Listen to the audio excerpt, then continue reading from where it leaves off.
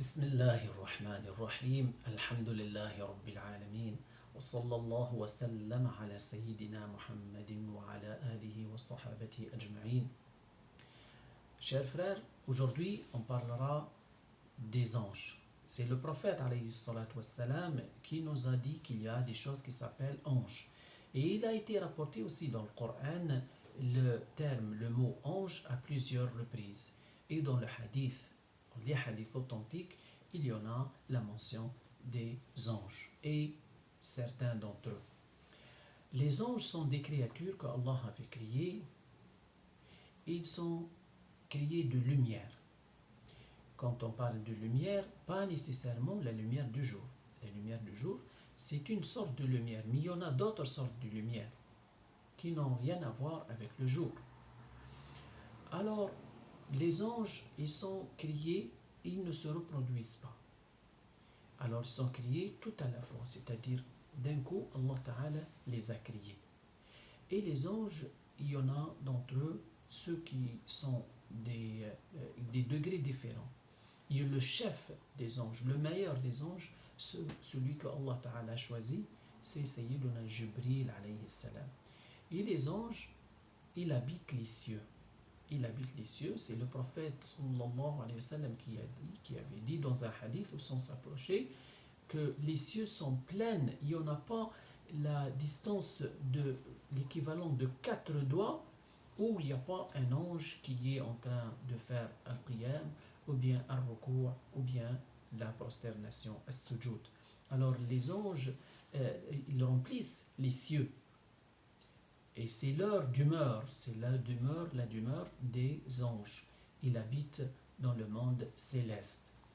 Il y a des anges qui sont parmi nous, mais qui ont des tâches.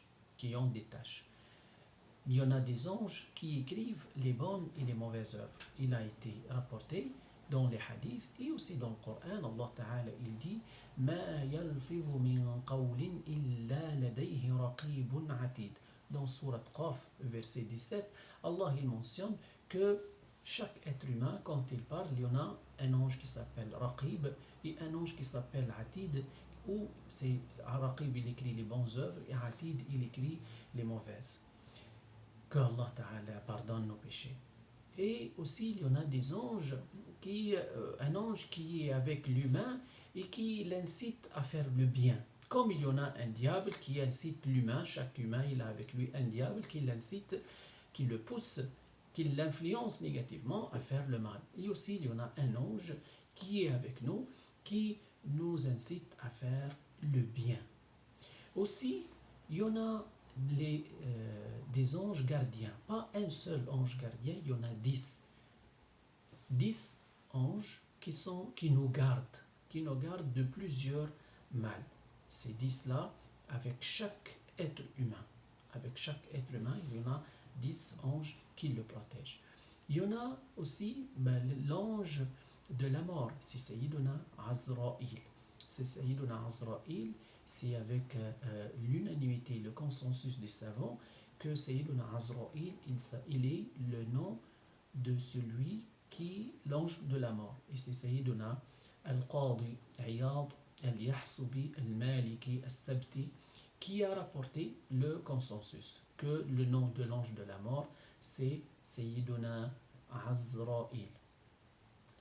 Puis il y en a l'ange de la végétation et de la pluie, c'est Sayyiduna Mikaïl, l'ange qui s'occupe de la pluie et de la végétation. Il y en a l'ange qui va souffler dans le corps dans lequel il va souffler, Sayyiduna, l'ange qui s'occupe l'ange qui tient dans sa main le corps, c'est Sayyiduna Israfil. Un jour, il va recevoir l'ordre d'Allah pour souffler dans le corps, et à ce moment-là, tous ceux qui ne sont pas encore morts, ils vont mourir. Et Allah Ta'ala le fait mourir lui aussi. 40 ans après, il va revenir à la vie, Sayyiduna Israfil, pour souffler une deuxième fois dans le corps.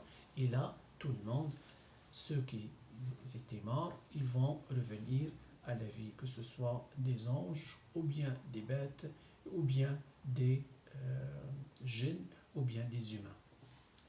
Allah subhanahu wa ta'ala a créé les anges pas pour l'aider.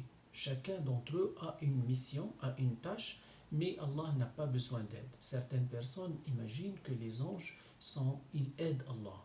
Et les anges, ils sont ni mâles ni femelles. Allah il dit dans le Coran, إن الذين لا يؤمنون بالآخرة لا يسمون الملائكة تسمية الأنثى.